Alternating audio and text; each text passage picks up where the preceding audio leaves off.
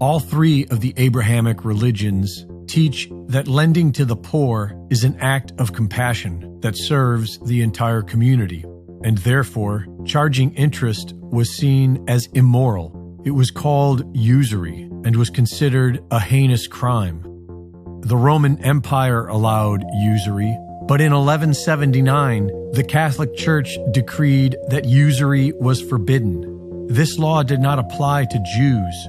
While the Torah admonishes usury, Talmudic law allows a Jew to practice usury with a non-Jew, and so money lending became primarily a Jewish business. Over the years, usury became more accepted in Western society, and we've changed the definition with the addendum of charging interest at an excessive rate. In the 17th century, the Bank of England began issuing paper fiat money.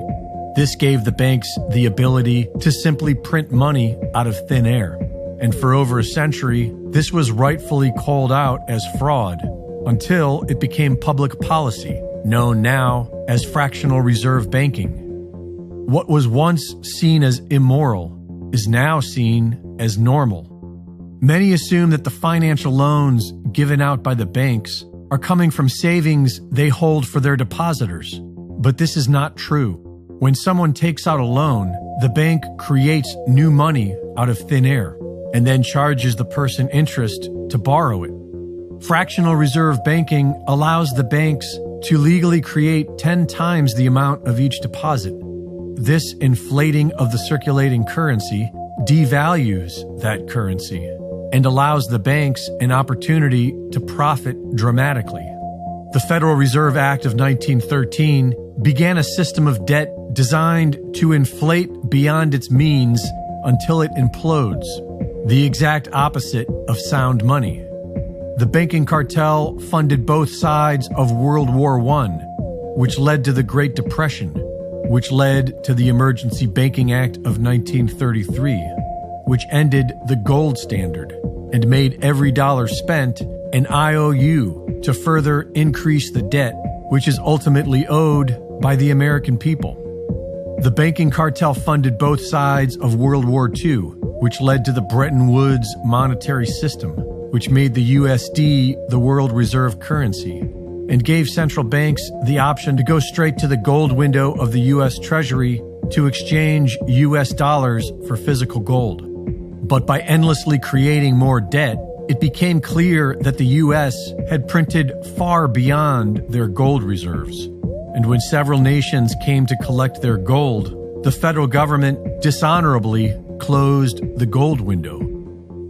To maintain world reserve currency status, the US turned to its military, guns for hire to Saudi Arabia in return for the petrodollar, and war with any nation who threatens USD dominance. A Ponzi scheme is an investment fraud that pays existing investors with funds collected from new investors. And that's what the bankers created. They profit exponentially off the people's debt. It was designed to collapse, and that's what it's doing now. All the markets are crashing, and the derivatives market alone is in the quadrillions, which is much more than the total financial assets of the entire world. There is nothing left to prop up the dollar. This Ponzi scheme is at its end. What that means is that the money you have in the banks will disappear. Everything will go to zero, and then we reset.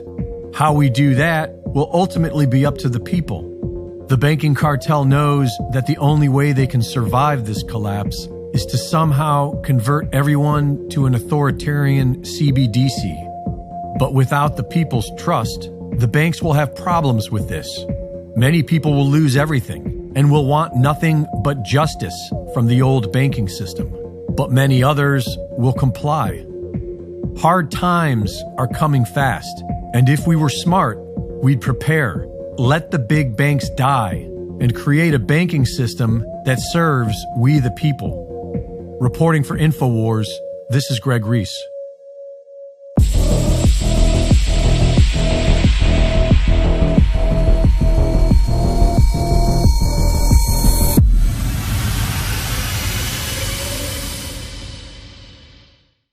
Thank you for watching the latest Greg Reese Report. Be sure to go to reesereport.com to see my latest videos, sign up for my free newsletter, and subscribe for exclusive content.